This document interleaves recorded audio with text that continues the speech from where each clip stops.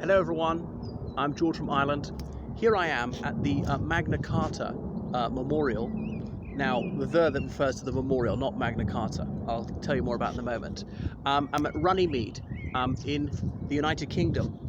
So we are in this meadow which stands hard by the River Thames.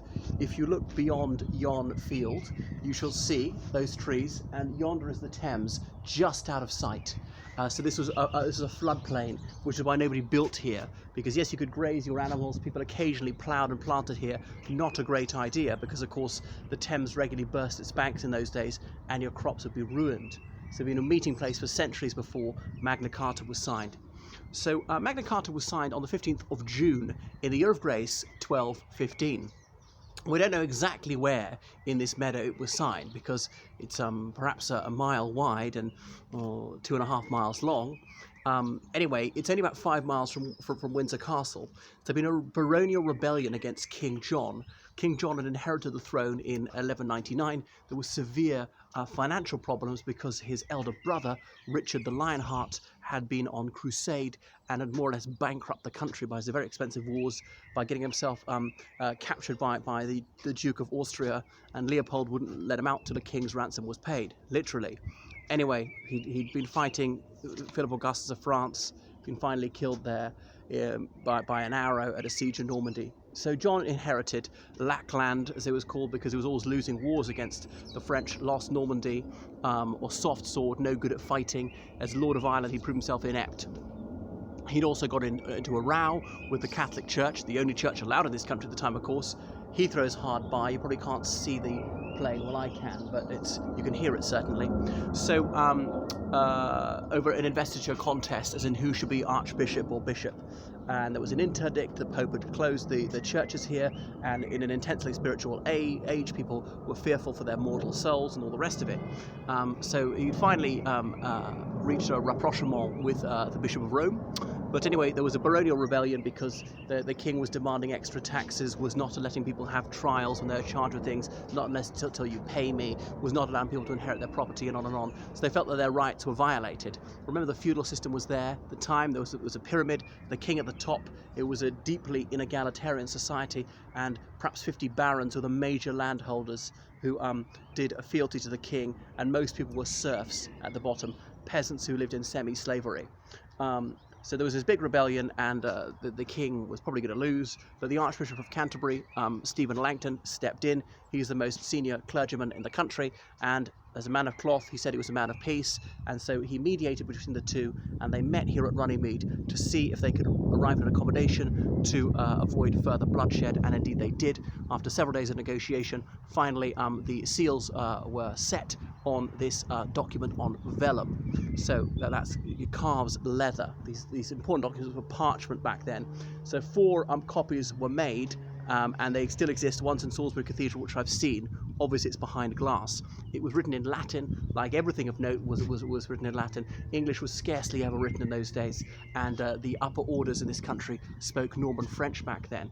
I'm not aware that King John could even speak English, which is why our words for meat are often the French ones. So the animal is a cow, but we order beef as in bœuf, the French word for the same animal, or we order veal as in a calf, veau, or things like that. There are more examples. Mutton from mouton.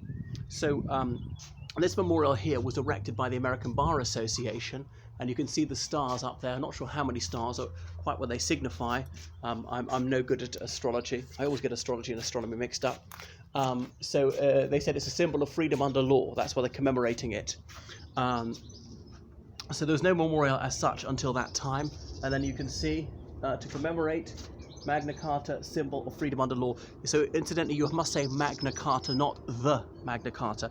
It's a common error because, of course, in Latin, the definite articles contained in the nouns. So the Great Charter, it means, or we sometimes say Magna Carta Libertatum, the Great Charter of Liberties.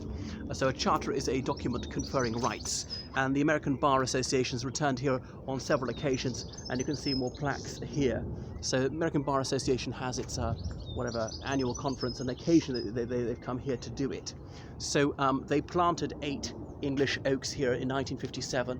You can see them around this little faux Grecian temple. Yeah, the little benches put up here, I thought it was a bit in for a dig to more or less advertise your law firm by putting the words here, placed here with the generous support of Boyers, Schiller and Flexner, LLP. LLP as in like legal partners, a law firm. But besides those oaks which were planted here in 1857, we have 2 oaks which were planted by the Prime Minister of India, P.V. Narasimha Rao, in 1994. He was a BJP, no wait a second, he was a Congress Prime Minister. Yes, he took over just after Rajiv Gandhi was blown up by the Liberation Tigers of Tamil Eelam. And then along this path here you see the names of people who put their hand in their pocket to generously fund yon memorial. All right. So it might seem like we're in a deep England context, but we're not too far from Heathrow Airport. There's a town of Egham that away, and Windsor's that away. First of all, we come to Old Windsor, which existed before the Windsor that we know. So why do they meet here? I suppose because it's kind of open geography. You could see if people were sneaking up on you trying to attack you, maybe relatively easy to get away. I'm not sure if King John arrived by boat or on horseback.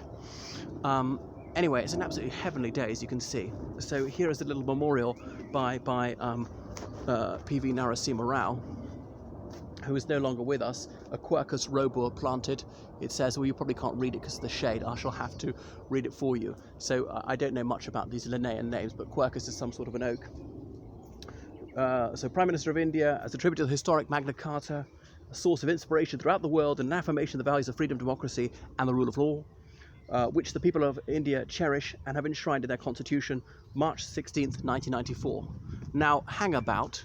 I'm often told by Indians that there was absolutely nothing positive about the British Raj, particularly polemicists like Dr. Shashi Tharoor will have us believe that it's sort of unexampled oppression. But here's a Prime Minister, a member of his own party, who in 1994 went out of his way to come here and say what a splendid thing it was and how fantastic it was that India had inherited these constitutional traditions from the United Kingdom.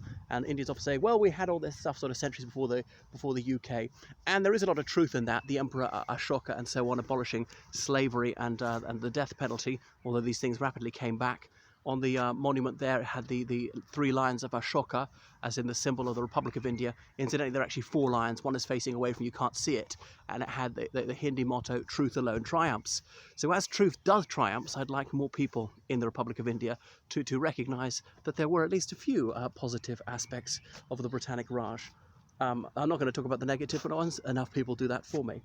So anyway, it was signed by 25 barons, and remember the Normans had taken over this country in 1066, so only 150 years before this was signed.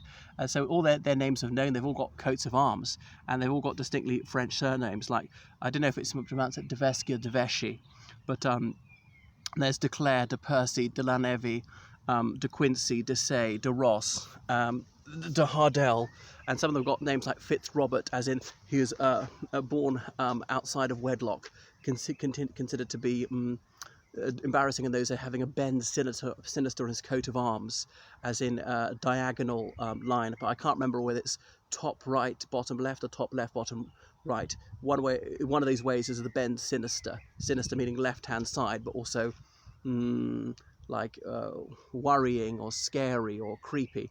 Something was a bit wrong, so people were very prejudiced against those who were born outside of marriage in those days. De Hardell, de Montfichet, and on, I shan't name them all. So it was signed by various clergymen, including the Archbishop of Dublin. So it does apply to Ireland, I'm not quite so sure. So 63 clauses of Magna Carta were signed, and they deal with various matters. The rights of inheritance, you can't be denied that, but you only come into your inheritance when you reach man's estate, which was to say the age of 21. Now that might seem very odd, because life expectancy was much lower those days, might have been as low as 30. That doesn't mean you're going to, on your 30th birthday, say, happy birthday to you. No, it's because loads of people died in infancy. So by the age of 40, you were old, not middle-aged, if you made it. So the king wanted it quite high, because he might say, well, I'll have to administer your estate until you reach your legal majority. But the thing is, you'll be working as soon as you could walk in most cases, because most people never went to school a day in their lives, were farmers, and other things like that. people getting married in their teens, in many cases, early teens. So you required permission to marry someone who was quite close to you, like your first cousin, some sort of episcopal dispensation. I'm not quite sure why that was in there, but the king wouldn't interfere with the church. Remember, who had tried that, Henry II, not so long before, as in father of King John, with disastrous consequences for him, Thomas Becket, and all that. Murder in the cathedral, eat your heart out. So the freedoms that were granted to cities and boroughs would be maintained. So if you gave a charter to a borough, as making it a town, officially a town, no longer a village, they were allowed to erect a town wall and elect a mayor, have some sort of town council. They called them aldermen or burghers rather than councillors in those days, and hold a market. So you can't arbitrarily take those away. So town wall was a big deal. I know it's going to keep the town safe, but supposing they rebel against the king, then it's much more difficult for him.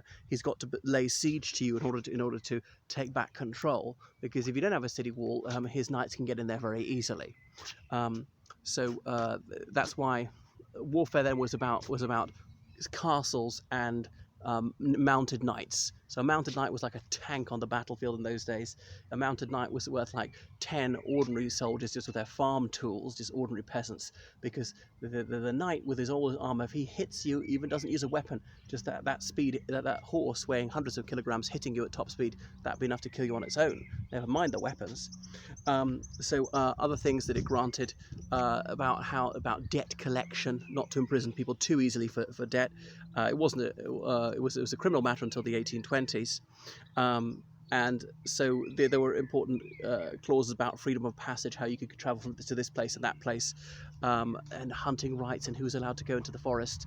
Okay, so they couldn't have excessive taxation. They couldn't fine a man to his utter ruin and so forth. People always say, oh well, this is the foundation of democracy. The words democracy, democratic do not appear in there. There is nothing about a legislature. There's nothing about elections, and it only applies to free men. This really is over-egged and commonly misunderstood, and most people were not considered free in those days. Okay, the barons were considered free, or the knights, if you're sir, whoever it is. And there was some people in towns were free. They were burghers. They were outside the feudal system. They couldn't be forced to do unpaid menial labor, like on someone else's fields or on the roads. They didn't require permission to marry or enter holy orders. But most people were not free. I don't know what the percentage is, but it's high. Villains, we used to call them.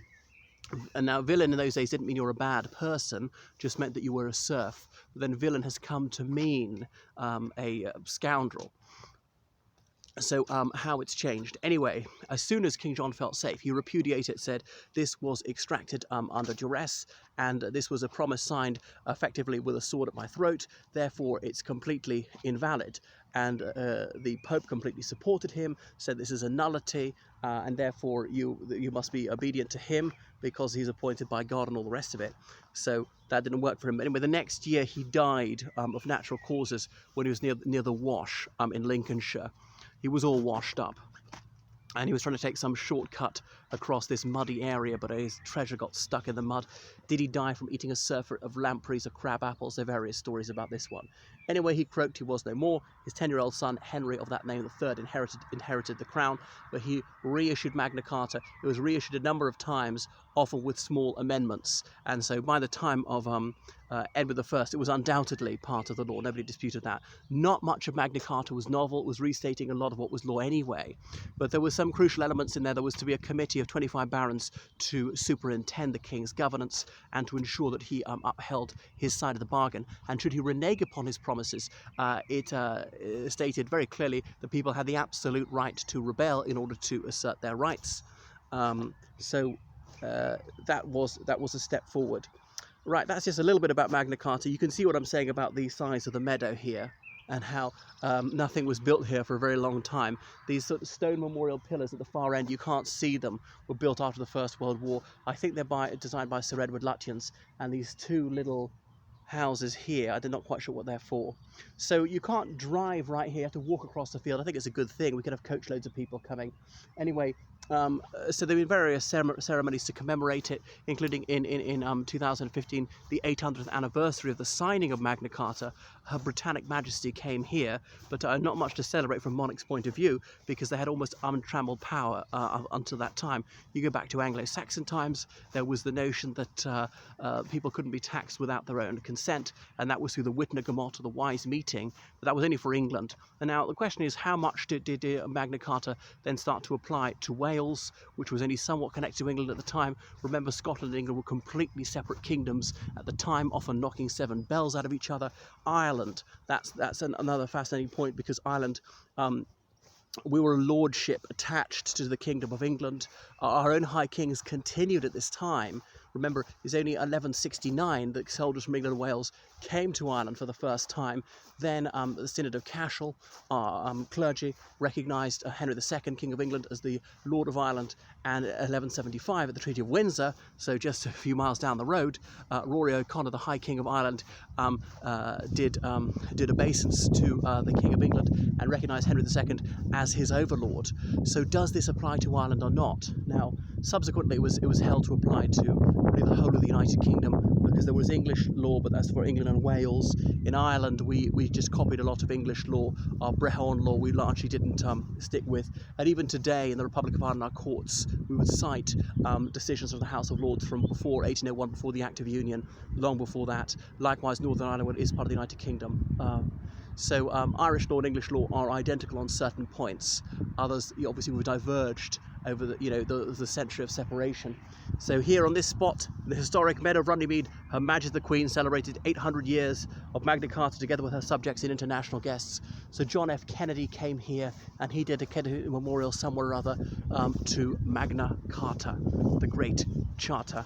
Well, is there a constitution of the United Kingdom? It's highly questionable. You may have read of Walter Bagehot's book, The English Constitution, which he published in, oh my goodness, something like 1860.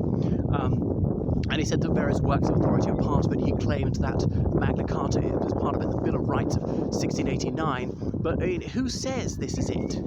We don't know. He's just a novelist. Well, not a novelist, sorry. He was just a political philosopher. That's never been passed by statute to say this, or I don't think any court ruling has said that Bagehot's book is a work of authority. Why isn't my work a work of authority? Says who? So it's all very unclear, and people say it's very flexible. Well, maybe that's because it doesn't exist. You can bend it as much as you want. Can you not bend it or even break it then? So I think they ought to clarify the situation. And it's an uncodified constitution, or some say an unwritten constitution, that Erskine May on parliamentary procedure, that book is a work of authority, and things like that. So there are various other things, like various representations of the People Act. There's the 1832 one, commonly called the Great Reform Act. There's the Representation of the People Act, 1867, Representation of the People Act, 1885, Representation of the People Act, 1918. There's a Representation of the People Act, 1950, Representation of the People Act, 1981, and I think that's it. The Scotland Act, the Wales Act, the Government of Ireland Act, 1921, and then again 1949, and on and on. So it's all very complicated. All right, so I think they should just pass one act saying, well, these are the acts which are the Constitution, and these are the other documents which are the Constitution. All right, I'm signing off now. Toodle pip.